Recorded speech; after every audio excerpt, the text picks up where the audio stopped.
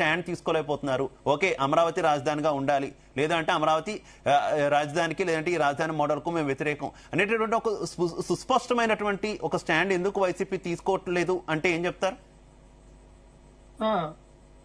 మొట్టమొదటి పాయింట్ ఏంటంటే, ప్రపంచంలో నాకు తెలిసినంత వరకు ఏ రాజధాని కూడా 1,00,000 ఎకరాల్లో రాజధాని ఉండాలి ఉన్నదనేది ఎక్కడ లేదు నాకు తెలిసినంత వరకు. కానీ 1,00,000 ఎకరాలు సేకరించి ఇప్పుడు ఆయన ఏమన్నారు చంద్రబాబు నాయుడు గారు, 50,000 ఎకరాలకి చిన్నపాటి మున్సిపాలిటీ అవుతుంది, 1,00,000 ఎకరాలకి పెద్దపాటి మున్సిపాలిటీ అవుతుంది, మహా అయితే గ్రేటర్ మున్సిపాలిటీ అవుతుంది అని ఆయన అన్నారు. మేము అనలేదు కదా. అదే చంద్రబాబు నాయుడు గారు మరి ఎందుకు అంత అమరావతి రాజధానిగా భూములు ఇచ్చిన రైతుల్ని ఎందుకు ఆ విధంగా పోల్చాడన్నా, నేను అమరావతి ఖ్యాతిని ఎందుకు తగ్గించాడన్నా అంటే, వాళ్ళు వేలకు లక్షల ఎకరాలు ఇస్తే చిన్న పార్టీ పెద్ద పార్టీ మున్సిపాలిటీ అవుతుందని నువ్వే మాట్లాడినావు. గతంలో ఇదే పవన్ కళ్యాణ్ గారు ఏమన్నారు, ఇది రాష్ట్ర ప్రజలకు ఉపయోగపడే రాజధాని కాదు, కేవలం చంద్రబాబు నాయుడు గారి కులస్తులకి ఒక సామాజిక వర్గానికి సంబంధించినటువంటి రాజధానిని మాట్లాడింది ఈ రోజు కూటమిలో ఉన్నటువంటి పవన్ కళ్యాణ్ గారు. మేము మాట్లాడలేదు. అదే పవన్ కళ్యాణ్ గారు ఆ రోజు ఏమన్నారు, ఇది ఒక గేటెడ్ కమ్యూనిటీ అవుతా ఉంది, ఇది ఒక గేటెడ్ కమ్యూనిటీ, ఒక క్యాస్ట్ కి ఒక సామాజిక వర్గానికి చెందిన వ్యక్తులు వాళ్ళు బలపడడానికి మాత్రమే ఈ యొక్క రాజధాని ఏర్పడుతుందని చెప్పి అంత బలంగా బల్లగుద్ది మాట్లాడినటువంటి వ్యక్తి పవన్ కళ్యాణ్ గారు. మేము అప్పుడు కానీ ఇప్పుడు కానీ ఎప్పుడు కూడా అమరావతి రాజధానికి వ్యతిరేకం కాదు. ఆ రోజున మా నాయకులు ఏమని చెప్పారు, ప్రభుత్వ భూములు ఎక్కడున్నాయి, ప్రభుత్వ భూములు ఎంతవరకు ఉన్నాయి, ఎన్ని వేల ఎకరాలు ఉన్నాయి, డీపర్టో ల్యాండ్స్ కానీ ఫారెస్ట్ ల్యాండ్స్ కానీ ఉంటే తీసుకొని అభివృద్ధి చేయండి, అక్కడ ఈ రాజధానిని నిర్మించండి, కానీ రైతుల దగ్గర మీరు ఎటువంటి భూమి సమీకరణ చేయొద్దని చెప్పారు. కానీ దానికి లక్ష్మణ గారు మీరు గతంలో అన్నది ఓకే, ఎక్కడ ప్రభుత్వ భూములు ఉన్నాయి అటవీ భూములు ఉన్నాయి అక్కడ చేయమని చెప్పారు, ఓకే. కానీ మంచో చెడో, నేను మళ్ళీ ప్రస్తావిస్తున్నా, మంచో చెడో ఒక ప్రాంతంలో రాజధాని పెట్టాలని నిర్ణయించారు, ప్రభుత్వాన్ని నమ్మి 33,000 ఎకరాలు రైతుల నుంచి వచ్చారు, ఆ భూమి అంతా కూడా సేకరణ అయిపోయింది, ఇంకా అభివృద్ధి చేసుకోవాల్సినటువంటి పరిస్థితులు ఉన్న సందర్భంలో దాన్ని అభివృద్ధి చెయ్యకపోయినా పర్లేదు కానీ కామెంట్స్ చేయడం అంటే ఎడారి అనడం మీకు తెలిసే ఉంటుంది. అప్పటి స్పీకర్ అయినటువంటి తమ్మినేని సీతారాం గారు శ్మశానంతో కూడా పోల్చినటువంటి సిచ్యువేషన్, ఎడారులతో పోల్చినటువంటి పరిస్థితి, ఇది కరెక్టా? ఇంత స్థాయిలో వ్యతిరేకించాలా ఒక ప్రాంతాన్ని? మన రాష్ట్రంలో ఉన్న ప్రాంతమే కదా, మన దేశంలో ఉన్నటువంటి ప్రాంతమే కదా, మన రాజధానే కదా, ఎవరు అధికారంలో ఉన్నా కూడా. మేము ఇప్పుడు దానికి అర్థం ఏంటంటే, రాజధాని పేరు చెప్పి ఏదైతే జంగిల్ క్లియరెన్స్ అని చెప్పి ఇప్పటికి వందల వేల కోట్ల రూపాయలు ఖర్చు పెట్టారు, మళ్ళీ అదే జంగిల్ మళ్ళీ పుడుతూ ఉన్నాయి. వీళ్ళు కేవలం అక్కడ నీరు అనేది ఎత్తిపోతుల పథకం ద్వారా, అంటే ఎత్తిపోతుల పథకం పెట్టి మరి నాకు తెలిసినంత వరకు చిన్నపాటి వర్షం పడితే అక్కడ ఉన్నటువంటి క్వాంటమ్ వాళ్ళు కట్టే ప్రదేశం కానీ అమరావతి ప్రదేశం కానీ నిండిపోతే ఆ వాటర్ ని తోడు బయట వేయడానికి వేల కోట్లు ఖర్చు పెడతా ఉన్నారు, ఆ జంగిల్ క్లియరెన్స్ చేయడానికి వేల కోట్లు ఖర్చు పెడతా ఉన్నారు. వీళ్ళు తీసుకొచ్చిన 47,360 కోట్ల రూపాయలు ఇలాగే ఖర్చు పెడితే అసలు 40,000 కోట్లనే రాజధాని అయిపోతా అన్నప్పుడు మీరు ఎందుకు కంప్లైంట్ చేయలేదన్నా. ఇంకో విషయం ఏంటంటే, ఈ రోజున చట్టబద్ధత బిల్లుకి పెట్టారు, ఓకే సంతోషం, మంచిది, పెట్టండి, చట్టబద్ధత తీసుకురండి. అదే చట్టబద్ధత బిల్లు మళ్ళీ క్యాన్సిల్ చేసుకునే అవకాశం రాజ్యాంగం కూడా కల్పించింది.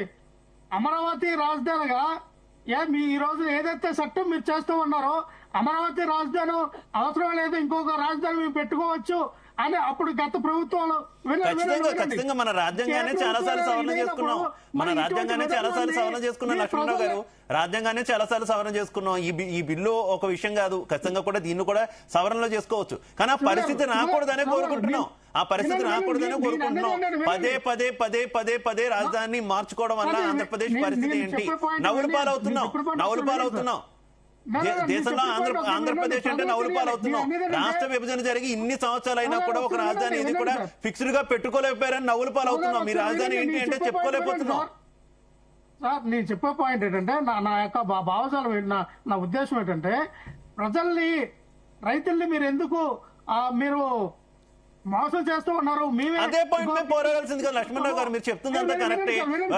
తెలుగుదేశం పార్టీ అధికారంలో ఉన్నప్పుడు చేసిన దానికి ఎవరు సమర్థించరు. పూర్తి స్థాయిలో భవనాలు కట్టలేదు, అవినీతి జరిగింది అనేటటువంటి ఆరోపణలు మీరు అంటున్నారు.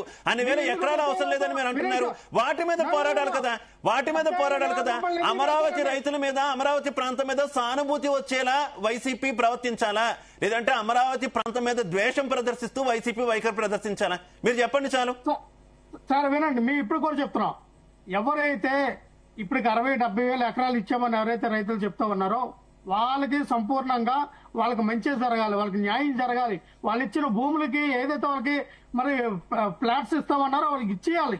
వాళ్ళకి ముందు న్యాయం చేసిన తర్వాత మీరు అమరావతి రాజధాని కన్స్ట్రక్షన్ చేయాలి. వాళ్ళేమో గాలికి వదిలేశారు. రైతులేమో పాపం ఇప్పుడు ఏం చేయాలో తెలియట్లా. వాళ్ళు శుభకార్యాలు చేసుకోవడానికి, ఆ పిల్లల్ని చదివించుకోవడానికి, ఆ పిల్లలకి పెళ్లిళ్ళు చేయడానికి ఈ భూములేమో ఇచ్చేశారు. వాళ్ళ దగ్గర డబ్బులు లేవు, వైద్యం చేయించుకోవడానికి ఏమి లేవు. ఇప్పుడు నిరాశ్రయాలు అయిపోయారు.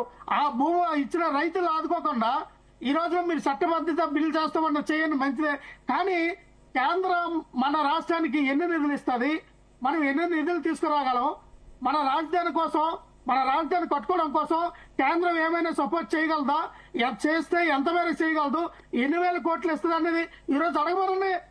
ఇప్పటికే వీళ్ళ అధికారంలోకి వచ్చి ఈ 22-23 నెలల్లో 3,40,621 కోట్ల రూపాయలు అప్పులు చేశారు. మరి రేపొద్దున మరొక 3 సంవత్సరాల్లో ఇది 7 లక్షలకి 8 లక్షలకి వెళ్ళిపోద్ది. ఆంధ్రప్రదేశ్ రాష్ట్రాన్ని అప్పుల పాలు చేస్తారు. గతంలో మీరు చేసినటువంటి అప్పులు 5 సంవత్సరాలకు చేసిన అప్పులకి ఇప్పుడు బీటౌట్ చేశారు కదా. మీరు కేవలం 5 సంవత్సరాల్లో ఓకే లక్ష్మణరావు గారు, ఓకే లక్ష్మణరావు గారు, కోటేశ్వర గారు మనం మాట్లాడుకుంటే ఓకే లక్ష్మణరావు గారు, ఓకే ఆ పాయింట్ దగ్గరికి వద్దాం, లక్ష్మణరావు గారు. ఆల్ టైం రికార్డ్ బ్రేక్ చేశారు కదా. ఓకే లక్ష్మణరావు గారు, ప్లీజ్ లక్ష్మణరావు గారు, ఓకే ఆ పాయింట్ కూడా మనం డిస్కస్ చేద్దాం. కోటేశ్వరరావు గారు, వైసీపీ తీవ్ర స్థాయిలో వ్యతిరేకించడం కావచ్చు. అఫ్ కోర్స్ వాళ్ళు మేము ఏమీ వ్యతిరేకం కాదని చెప్తున్నప్పటికీ వాళ్ళ వైఖరి ఏ రకంగా కనపడుతుంది అనేది అందరికీ తెలిసిందే.